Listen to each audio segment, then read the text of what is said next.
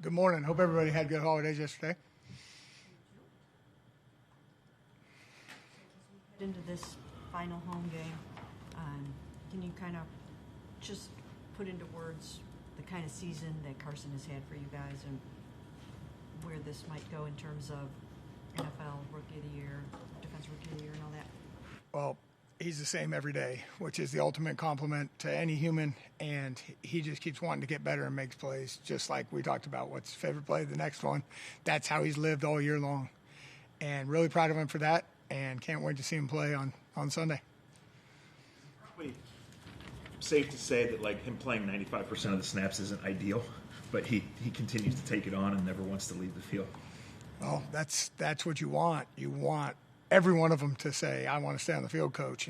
And he's been able to master situational football at a high level as a rookie. So keeping him on the field is something we want to do because he's able to run the show and adjust. And a good example is his sack last week when he triggered perfect timing behind our D lineman to wrap the big quarterback up. That was a great play that gave us a chance to stay in that. And now our next thing is to finish those off. And Carson's going to be a big piece of learning how to be at our best when our best is needed in fourth quarters, and that's where we need to go. Being a Pro Bowl alternate as a rookie is a pretty big honor. Was there maybe a bit of disappointment in Carson not getting like the full Pro Bowl nod, especially with the year that he's had? Well, I think that the Pro Bowl's voting is a bunch of different ways, right? And I think you just continue to earn the looks. So Carson's production has increased, and a lot of his, I don't know how many he's on, you guys know better than me, of how many 10 tackle games in a row. I'm not counting the tackles, I'm on to the next play, just like we said, but is it 6? So that's really, a lot of his production has come later. And our whole mindset is just keep making plays. That stuff will happen. The more we make plays, the more people will notice. How do you accelerate Rodgers? I mean, because he's obviously, or not accelerate, but he's so good at getting the ball out. I get the opposite of that. He's so good at getting rid of the ball quickly. How do you neutralize that? Well, I don't know if anybody's ever completely neutralized how quickly he throws the ball, but I will say this. It's really fun to try to be a coach mimicking that in drills every time you play against him because you just get to throw the ball fast places. But no, he's special. He always has been. The combining speed of the release and his awareness of the defense. One of the things that you got to do is he's so good at changing what he's looking at early is you really got to be disciplined with your eyes, whether you're on the front side, the back side, the plays he's picked, and that's easier said than done, but it is a challenge every time you play him, and we got to defend everything inside out and start from there. The defense, obviously, the last couple of weeks and then the first half last week wasn't what you guys were looking for. What did you notice, and what was the kind of message to your guys? Well, I think we have, as we've gone through the year, and once Malik went out, we have we're rolling in some different humans early in the game, and that's been good learning. What's happened is something might have happened early in those games, and then we fix it. I think Coach Schwartz talked about it, and that's what's happening. Now, it's our job, coaches, players, everybody, to, when they put the ball down, to be ready to go. Okay, and there's different phrases for that used on defense. Carson has one that he shares with the defense, and that's where we got to get better. That's been our emphasis this week. The last two teams are exceptional run teams that built their teams that way, and you can see the benefit of, buying the offensive linemen and keeping them together or drafting them, however you acquire them, right? I should just say acquire, but sometimes it's buy, sometimes it's draft. So hopefully it's all of the above, right? To get as many good big humans as you can in the room, and I think we need to make sure that anything that anybody's seen from those games, we fix early and often. That's the key, is however you want to say copycat plays, is we got to get better in those situations and know that this look means could be this because somebody else ran it. And then if they do something else, great. But at least we're ready for what we've seen.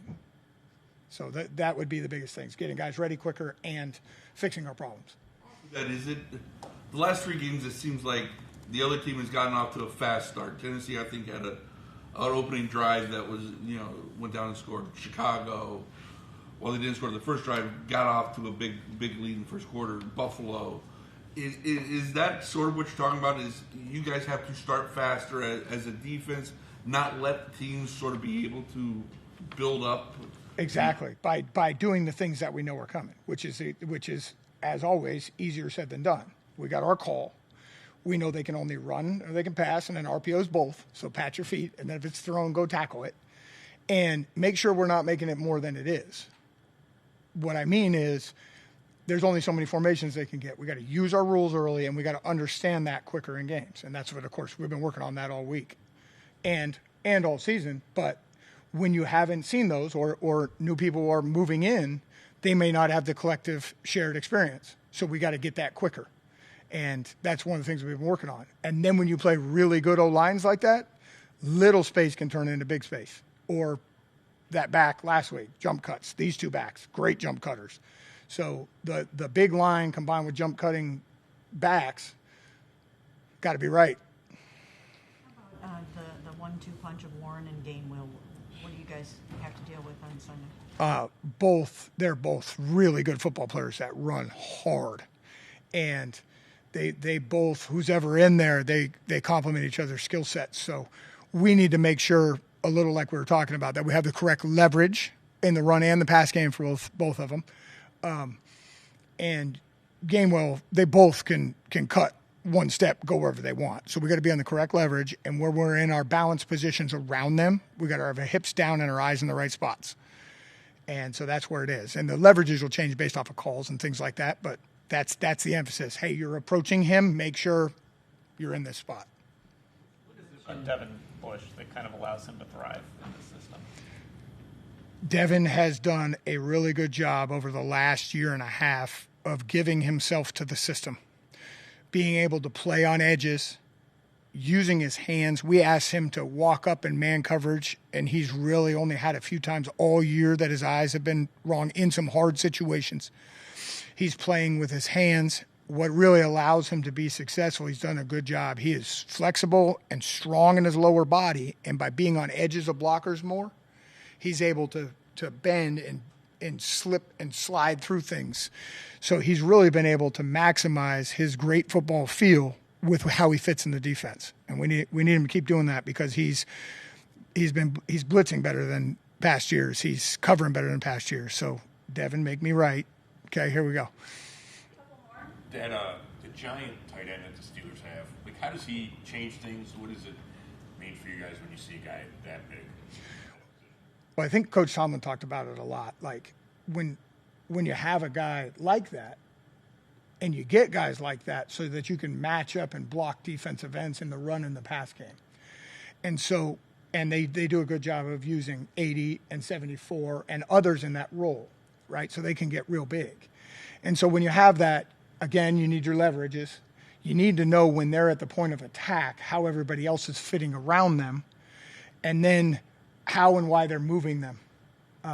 80's done a really good job improving his hands, and there's a few plays that, of course, you showed the defense where he's made some plays this year. That is I don't know what he weighs, but he's very big.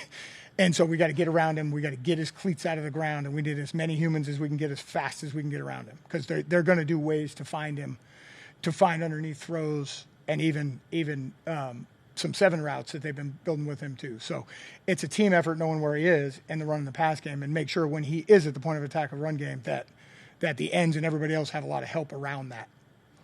Lines with DK obviously out, how much does thinking through a lot, like the ways they use tight ends, how much does that impact in sort of your guys' game plan this week to sort of account for different things they might do without him on the field?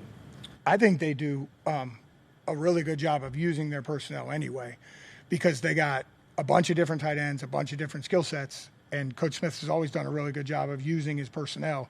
So we got to be ready for all of them anywhere and know our matchup rules within our calls, even on third down, even in the red zone. So he'll continue to roll the guys in, and they all can kind of do it all. You know, he'll use 81 to do a bunch of things. He'll use 88, maybe a little more, right? Without number 4, he'll use the tight ends to be the bigger receivers. But they've acquired wideouts throughout the year, and those guys have started to show up a little more in their offense. So again, they do a good job with it, and we have rules for the different situations based off of personnel, and it's going to be fun to watch it play out. You mentioned Malik being out earlier. Just how much how much does his absence, I don't want to say like change things, but how I guess maybe the opposite of that, like how has his presence early in the season especially helped that second level, your guys group, and the job that they have to do, obviously, and how much has it impacted him not being out there? I love the question. I love Malik. Malik has really brought, and he still is, have brought a lot to this organization in that he's played in this front system before, and he's been excellent helping in many ways our entire D-line, but especially our interior D-line, know how to play the techniques. And so now what you're seeing is, and it's actually they've started to get a lot better, is you're seeing some of these young guys get their chances and improve, and we need to see it in these 2 weeks. So these guys need to take advantage of their opportunity. But I can't say enough about him, Malik, of how he's helped the backers, the D-line, all of us, coaches, because of his experience in this system and who he is. He's a great person.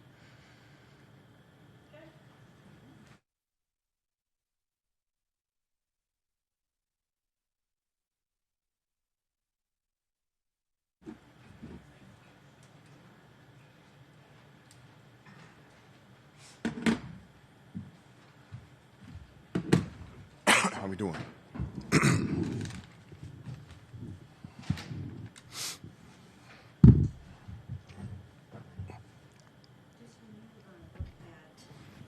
What Quinn was able to do for you guys before he got hurt. What do you feel like the outlook, the upside for Quinn is when he gets back here and gets rolling again? Yeah, the first thing you concentrate on for him, coming from me, coaches, this building, and of course himself, is just getting healthy. You don't want to fast forward. You don't want to move forward. You don't want to start thinking about any of that. You want to make sure physically he's feeling well and mentally he's feeling well. So that's where it all starts. And then I start to get excited after that. You hate to see Q go down, but to see two guys and Travion and Rocket kind of step up, what was kind of going through your mind? And what are the skill sets that make them kind of unique that you're looking to kind of like build on these last two games? Yeah, injuries are definitely a part of this game. No matter what, it still hurts. Of course, you're sad, but you got to move on within the moment. And I thought Travion and Rocket stepped up and handled it well. It was like plug and play. Rocket was able to go out there and hit some big runs, and Travion was able to go out there and run some good routes, catch the ball. Both of those guys have a unique skill set. You see Travion on third down, able to pick up the blitz and also able to run routes, and you see Rocket between the tackles. Rocket's a guy that, when he was in high school and college, he was the guy. And he comes here and he's got to sort of wait his turn. How difficult is that for a guy who, for much of his career, coming into the league has been that go-to guy to have to sort of swallow his pride, sort of take that step back and have to buy their. You're talking about most of the league. Most of the league has been in those shoes before. From high school being the man, from little league being the man, middle school, high school, and of course going to college and still being productive, playing at a high level, leaving college and coming on this level, the best of the best, and taking a back seat. And sometimes they handle it well, and sometimes it motivates them, and they're able to go out there and give them best selves. And other times, it bothers them. But not the two guys I have. Starting with Rocket, he's definitely motivated. He knows that he can play on this level, and he's just excited about the opportunity. When you go back to Q for a second, did he prove anything to you this year that, yes, he can be the guy, like the feature back, the number one guy you need him to be in this league? Without a doubt. I thought that was proven early.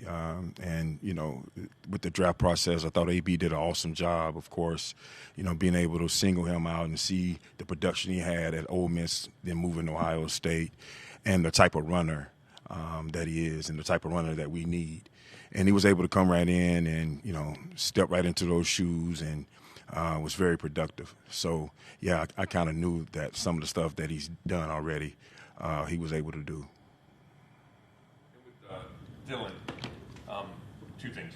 One, how did you see him kind of progress this season? Right, it felt like he was a little up and down, and then he was coming on, and then he hurts his hand. And then, how important is it if he's able to get back out to see him in these final couple of games? Yeah, I thought Dylan did an awesome job of just coming in and understanding what we're trying to get done as an offense. So as a runner, there were some things that he has never done before, and we're able to put him in that position and teach him, and he caught on well and quickly, honestly. And then as a receiver, which was uncharted waters for him, I thought that he got better and better and better. And, of course, there's pass protection. When he's caught out there and some of our six-man protections, he got to be able to protect. I saw Dylan get better at all three. And, of course, the injury came. Like I said, injuries is definitely a part of this game. But he was able to show, as far as advancement in all three of those. Now, moving forward, if you get a chance to play, you just want to see if he can continue to go out there and play at that level. When you said type of runner we need a couple answers ago, what does that mean? How do you define that? Well, when you look at the grand scheme of things offensively around the league, you usually have a thunder and a lightning. All right. So when you're going into the season, you want a guy that's able to put his foot in the ground, hit it downhill, break tackles, get those tough runs, especially as we get into the colder months when you have to run the ball. And that's what Q is, and that's what Q has provided for us. Now, I'm not saying the rest of these guys can't do it, but when you're just looking at Q, that's what you see. So that's what I mean. Did I answer your question? Yeah. Obviously, injuries are part of football, but when there's been so much turnover up front of the offensive line, what's the challenge for the running back group that you have to kind of work through of not letting that impact them and trying to sort of get on the same page with those guys when different guys are kind of moving in and out? There's different nuances to how they play. Right. I tip my hat to the O-line, man. Just, going out there, and a lot of those guys, like you said, have been beat up a little bit, some even hurt, but still battling. And you got guys that's stepping up and going out there and playing different positions and not even saying a word about it. They're just strapping up, taping their ankles, taping their arms, and say, all right, let's go do it. So just to be able to see that and see guys committed and see guys, continue to push forward no matter the adversity that they see or going against is truly a positive. So I feed off it. I show that to the running backs, of course, and say, hey, man, these guys are out here fighting, so you must go out there and continue to do the same thing. And they're all positive because they want to win. But just showing that means a lot.